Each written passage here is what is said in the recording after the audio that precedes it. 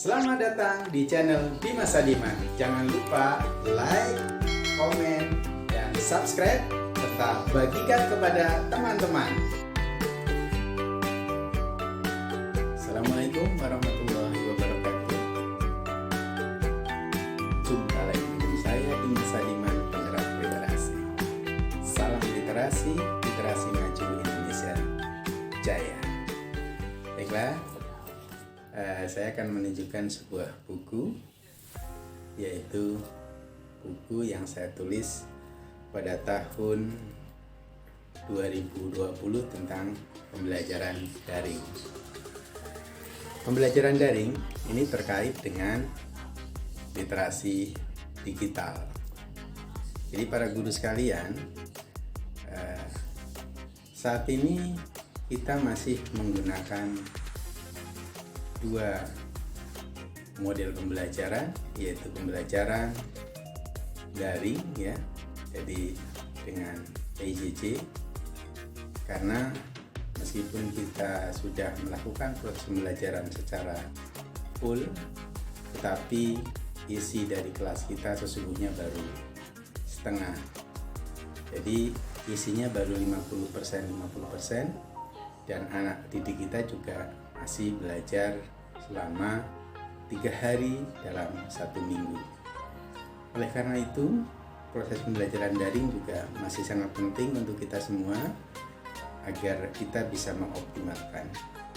Banyaknya kendala yang dihadapi dalam proses pembelajaran daring, salah satunya adalah keterbatasan sarana yang dimiliki oleh sekolah maupun yang dimiliki oleh orang tua siswa. Hal ini menyebabkan proses pembelajaran menjadi tidak berjalan efektif. Kemudian faktor yang ketiga, selain sarana prasarana baik yang dimiliki oleh siswa maupun oleh sekolah dan oleh guru, adalah sarana internet yang kadang-kadang jaringan internet itu tidak memungkinkan untuk bisa melakukan pembelajaran secara optimal. Pembelajaran daring memang yang paling bagus menggunakan Learning Management System atau LMS.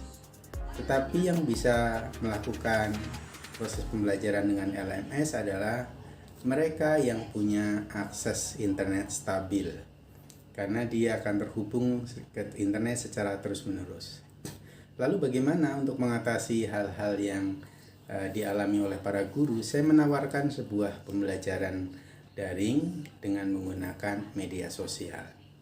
Jadi selain dengan LMS, proses pembelajaran bisa dilakukan dengan menggunakan media sosial, misalkan dengan menggunakan WA.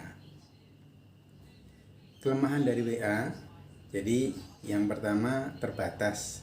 Kalau kita membuat grup itu maksimal terisi 500 orang. Setelah itu tidak bisa lagi. Nah, oleh karena itu grup-grup itu bisa dibuat menjadi per kelas.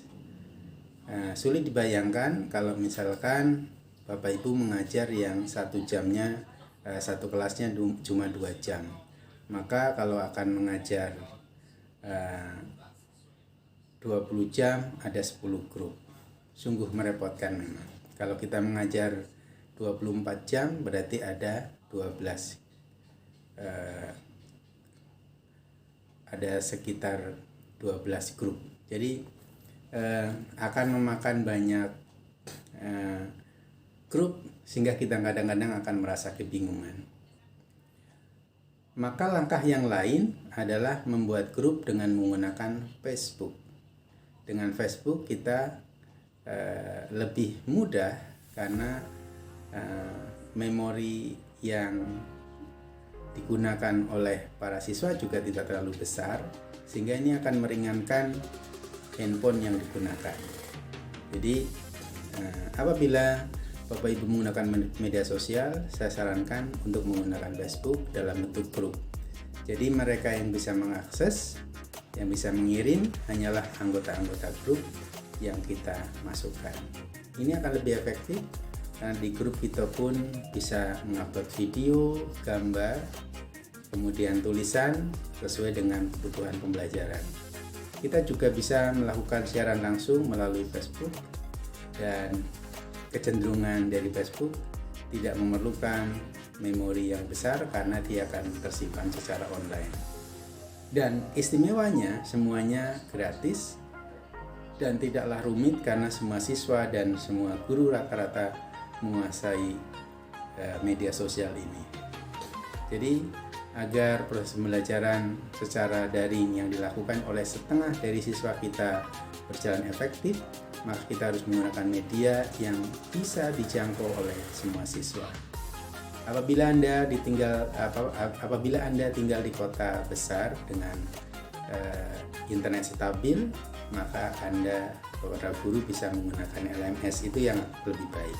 Tetapi kalau tidak, maka media sosial menjadi solusinya. Ada lagi media sosial lainnya, yaitu YouTube. Nah, YouTube ini bersifat video, sehingga kita bisa membagikan PowerPoint dalam bentuk video, dan juga video-video kita mengajar di kelas seperti biasa kita bisa tampilkan, seperti halnya saya memberikan materi ini. Direkam kemudian di-share ke dalam YouTube yang kita miliki, dan kelemahannya kita membutuhkan data yang cukup besar setiap saat kita mengupload. Dan tentu ini akan memberatkan, tetapi solusinya ada. Gunakan WiFi gratis yang ada di sekolah Bapak Ibu sekalian. Oke, ini saja. Mudah-mudahan bisa membantu para guru yang terbatas menguasai teknologi. Literasi digital wajib kita kuasai agar proses pembelajaran di masa pandemi ini yang baru berjalan 50% di rumah, 50% belajar di sekolah bisa berlangsung efektif. Selamat mengajar secara tatap muka dan juga mengajar secara daring. Sekali lagi, saya Dimas Sadiman. Apabila Anda berkenan, jangan lupa like, subscribe, dan bagikan kepada teman-teman Anda.